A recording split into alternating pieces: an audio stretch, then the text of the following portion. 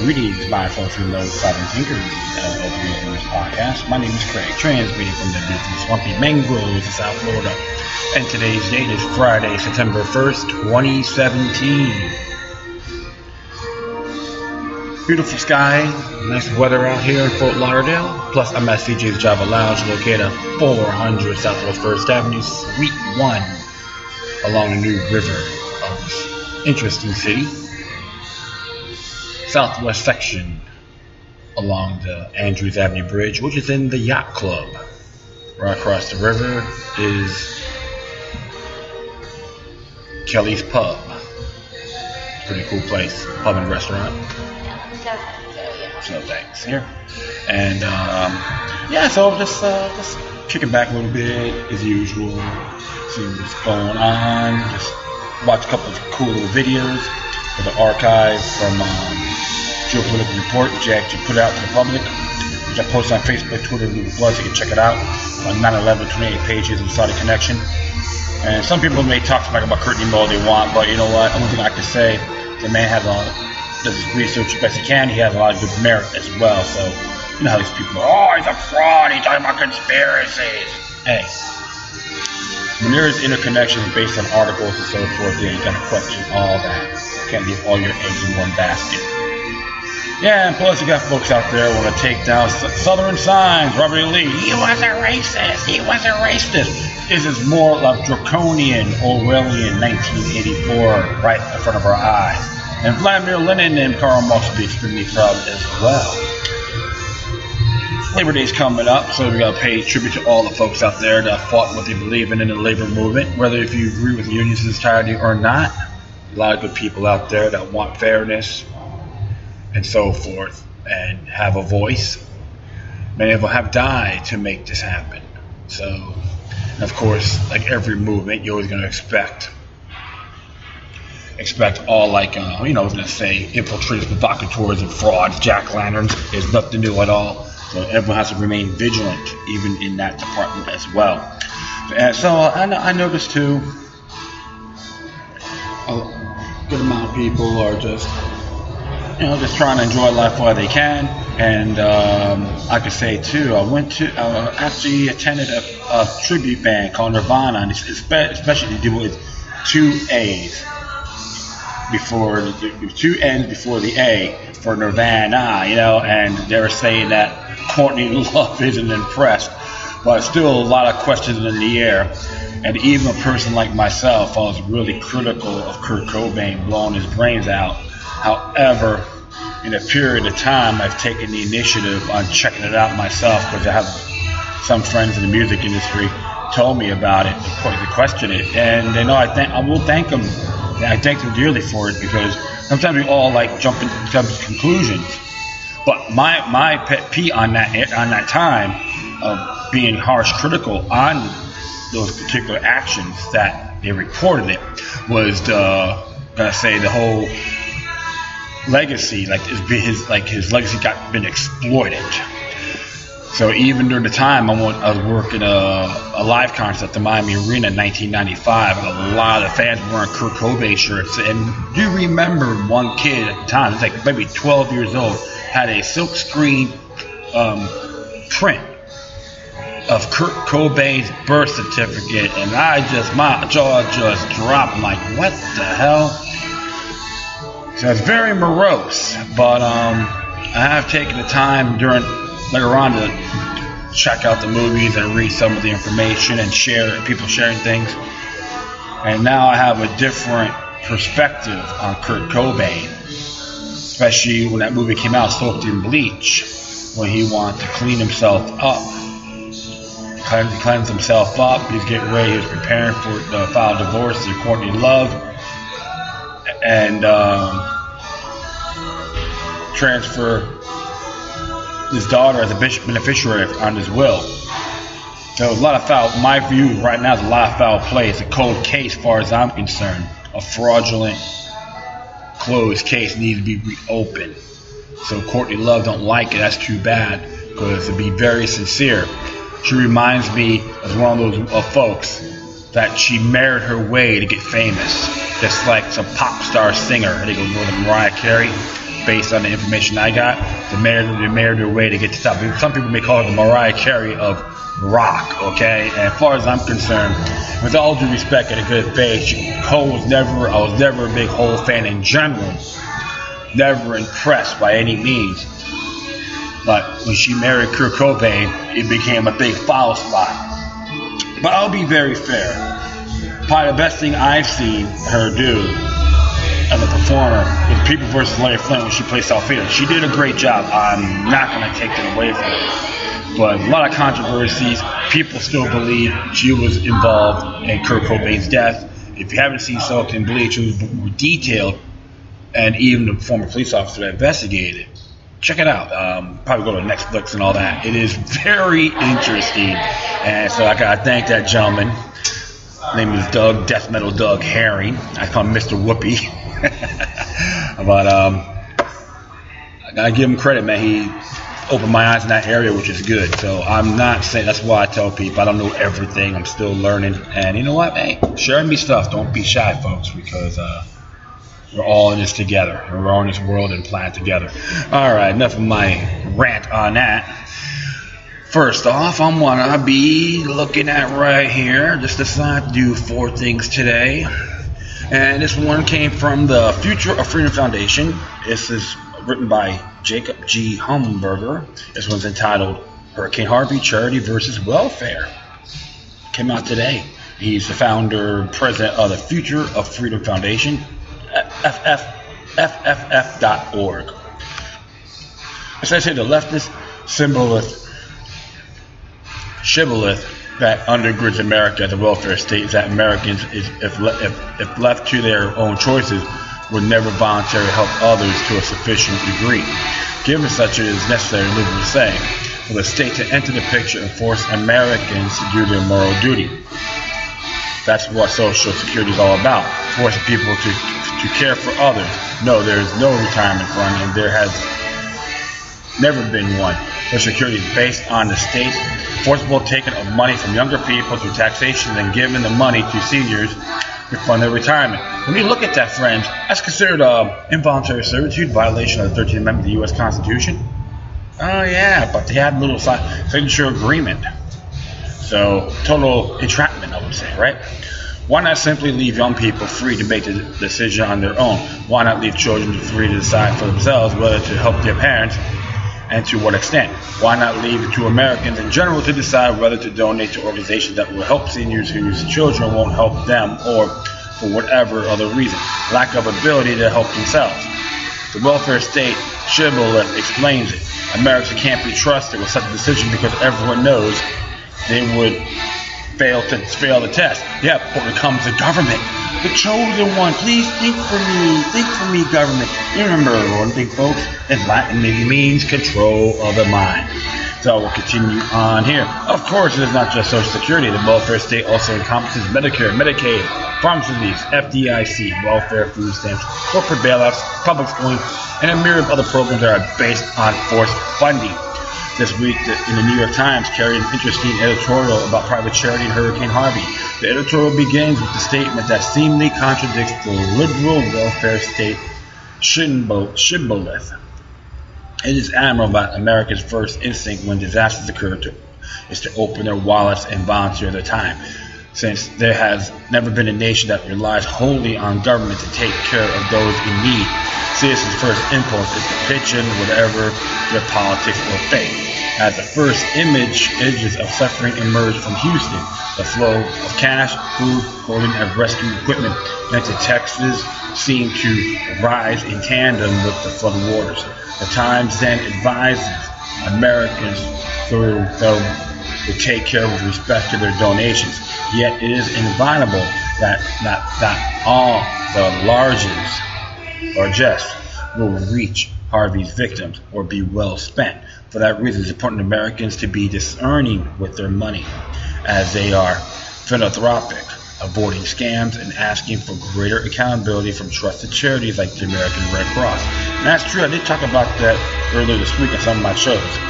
I will continue on here. The Times admonishment raises an important point about private charity, one that distinguishes it from government welfare. When people become dissatisfied with how a private charity is using their money, they have an immediate remedy. They can stop donating. Sometimes it's a way to get charity to become more efficient with the monies that are being donated to it. What about welfare? Since welfare state funding is by force, the same principle doesn't apply. If people become dissatisfied with how government is doling out its own Social Security payments, they are not permitted to stop paying their Social Security taxes. If they do stop paying their taxes, they are prosecuted, incarcerated, and fined, and also have their assets seized to cover the amount of taxes, interest, and penalties. Yes, it's called the tyrannical way. The tyrannical way. Trusting the government is patriotic. The tyrannical way. You can't say the American way because history improving tyranny comes from all parts of the world. It's just a prime example.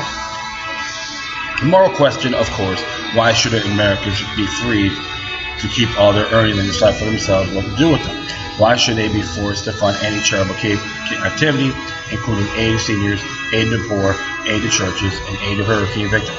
Why not simply leave them to make all decisions relating to charity? Why not separate charity in the state in the same way our ancestors separated church and state? The answer lies in the liberal shibboleth that underlies the welfare state. Americans just can't be trusted to do the right thing, the liberals say. They have to be forced to do so by the politically elite who enact and enforce welfare state programs. But even if that is true, that's true. Even if Americans can't be trusted someone to assistance of those who need it, that still doesn't address the core issue, freedom. Why shouldn't people be free to say no when it comes to helping others?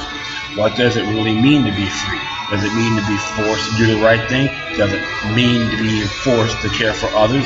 Does it mean being forced to be good and responsible? Actually, it means none of these things. Freedom entails the right to say no, and entails the right to be uncharitable, irresponsible, selfish, self-centered, bad, immoral, and uncaring, so as long as the person keeps his conduct within the realm of peaceful and non-fraudulent activity. When people are not free to make the wrong decision, they cannot be truly considered free.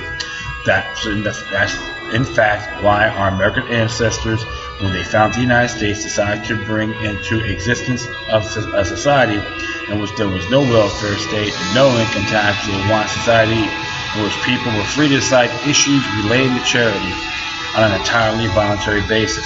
They want people to keep what they earn and decide for themselves and to do with their money. The decision to bring into existence that type of society was not based not so much on trust in people to do the right thing, but rather the desire to establish a free society with respect to charity. That is, a society in which people were not forced to help out others, but instead to make that decision on their own. The irony that is notwithstanding slavery and various other infringements on liberty, on American ancestors, ending bringing up into existence the freest, most prosperous, most charitable nation in history. Too bad 20th century Americans threw it all away with their decision to adopt a welfare state way of life. And he's absolutely correct. And this is why you have to really question all these areas, my friends. Why we should be conscripted. Be conscripted on a welfare state. It's something you folks gotta really look at. It's a form of involuntary servitude. They'll have you sign some bogus agreement. If you don't sign it, then they want to try to make you go to jail and say you're the bad guy for not supporting your country. Yeah, talk to Joe Louis. He donated his money to do the right thing. He still got slapped in the face by the IRS and got screwed over, and all his money went down the drain. Hooray for the corporate welfare state. You can look about Joe Louis. It's horrible, horrendous, totally unacceptable.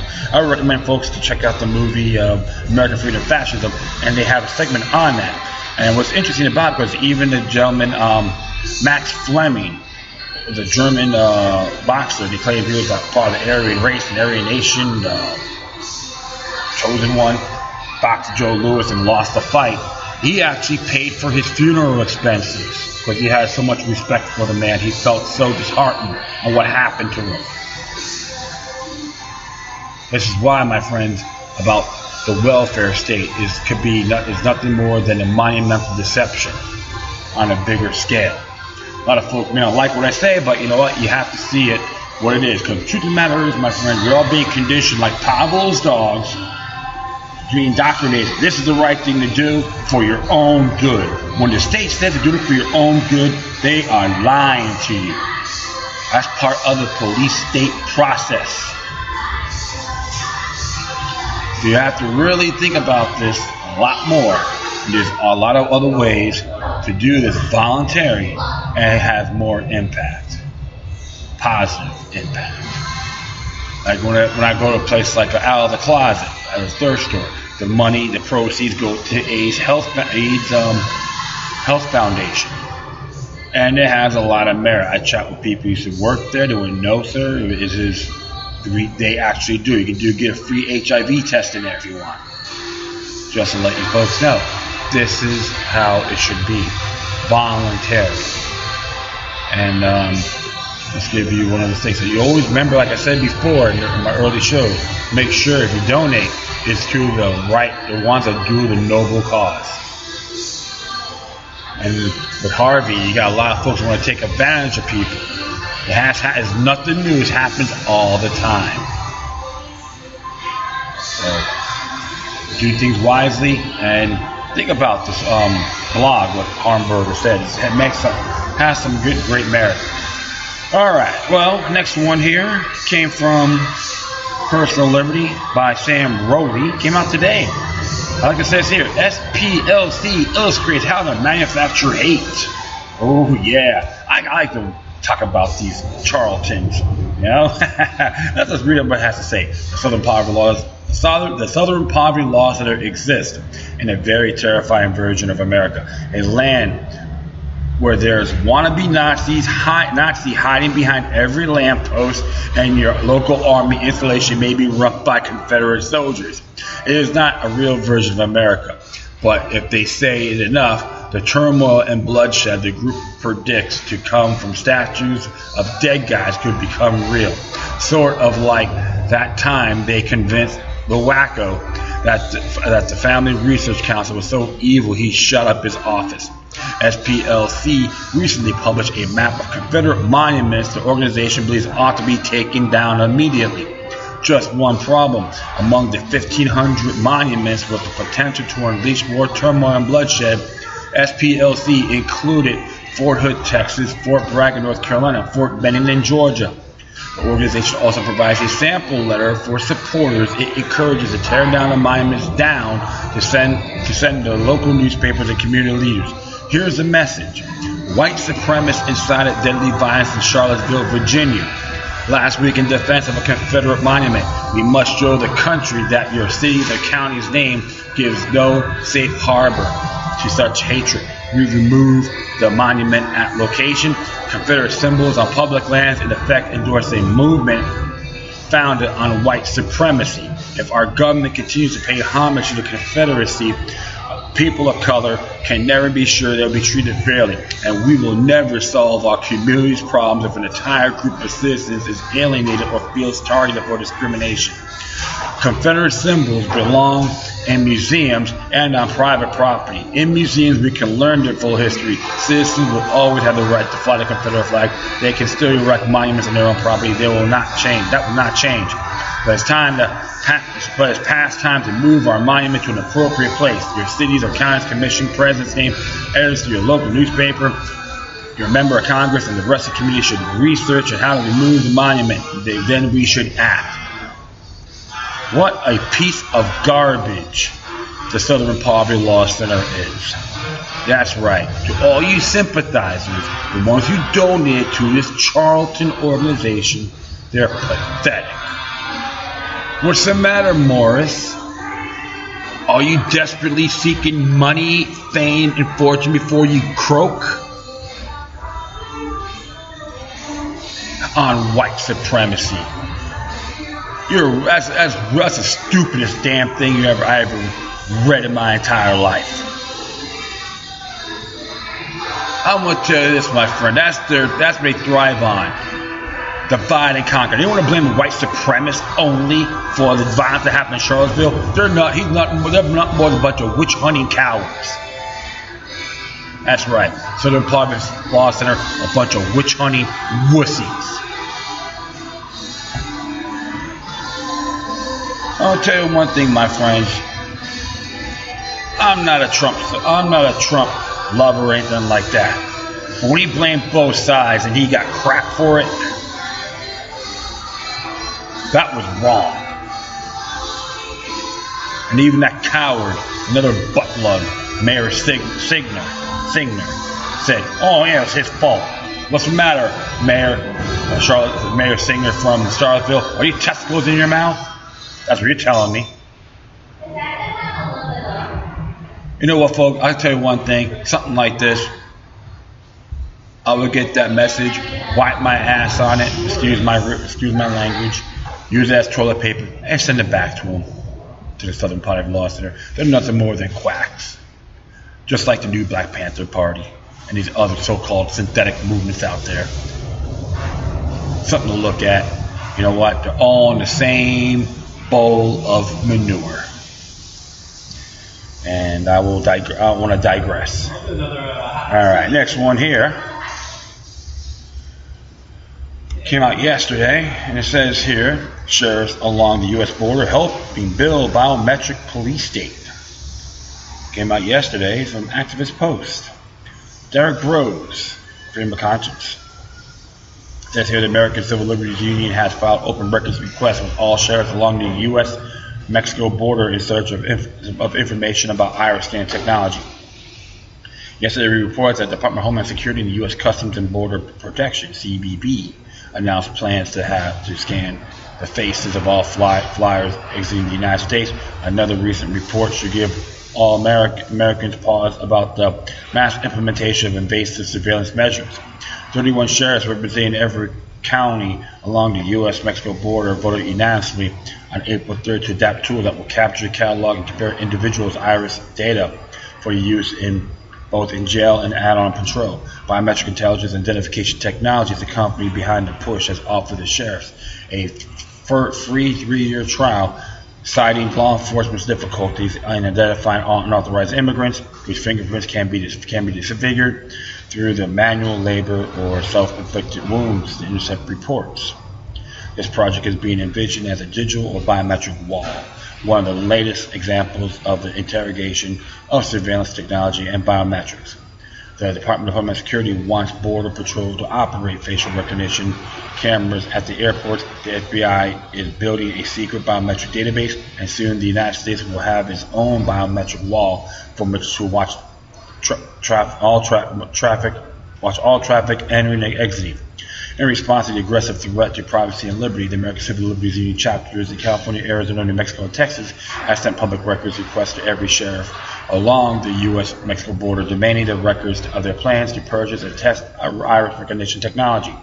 As mobile scanning apps and tools become available, racial profiling by law enforcement could lead to Latinos and the people of color having their eyes scanned simply because they speak Spanish or have brown skin, the ACLU writes.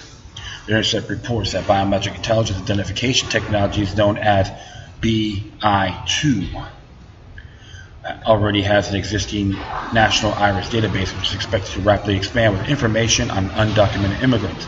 BI2's tech works by taking high-resolution image of a person's iris using a special infrared camera. The program creates a template based on that image and cross-reference against fingerprints to eliminate false matches. Finally, the program compares the images against more than 987,000 iris scans currently held in BI2's database. This database contains images from more than 180 local law enforcement agencies nationwide. The ACLU says the potential for field-based collection of iris scan raises significant privacy and civil rights concerns. Its sheriffs start using a mobile iris recognition app. Under what circumstances exactly would deputies subject residents to scanning? Will probable cause already be required? Do the sheriff intend to scan people at checkpoints and during routine stops? Border residents deserve to know. The Historically, sheriffs had the ultimate authority in the county. These border sheriffs could choose to stand up for the people and oppose the federal plan. However, this seems highly unlikely in the face of overwhelming pressure and coercion from the federal government. Where does this leave us as individuals? Are there any steps we can take to rid ourselves of this whole situation? We cannot shirk away from our present situation. We must stand strong and oppose these invasions of our basic freedoms in every opportunity. This time has come to opt out, unplug, decentralize from the system. So the whole thing is more of a police state measure when you look at this. And I do agree, this is very treacherous. And they can get one particular group and who's next. That's what we call a domino effect, my friends. So that's why it's just very touchy. And of course they use 9/11 as an excuse. They always do that. Oh, because of 9/11. Yeah, well, it has nothing to do with our freedom. We've got bad foreign policy, the Department, and there's a New World Order agenda. All right? When are you going to get that through your heads? But remember, they want us to be dumb, stagnant, happy, and go, okay, master. Thank you, master. May I have another? This is what their platform is.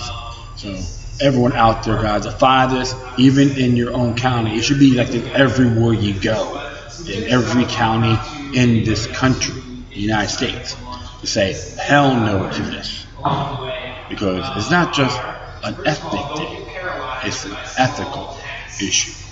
Because they can get one group, they get them all. That's how tyranny works, my friends. It is cancerous. So stand up, fight for what's right, my friends. Even the so-called constitutional free zone, that's a penal microphone edict. So, hey, that's how I see the world, my friends. All right. Finally, this came out from Miami Herald, and this is by Sidney Pereira. It says here, he speaks Spanish, carries a Confederate flag, and lives in Hialeah. Who is he?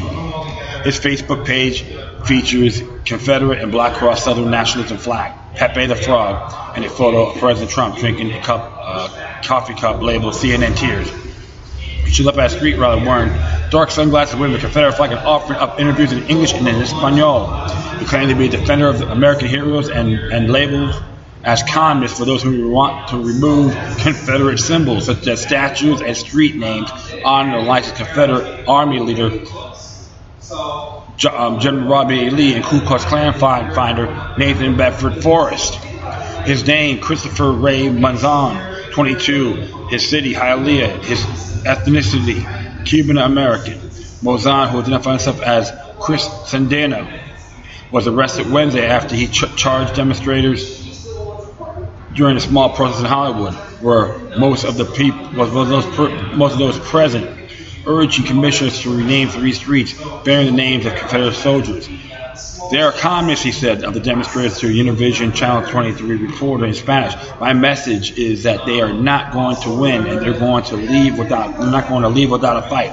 Morzan has no criminal record according to the Florida Department of Law Enforcement search, but he's no stranger to white supremacy.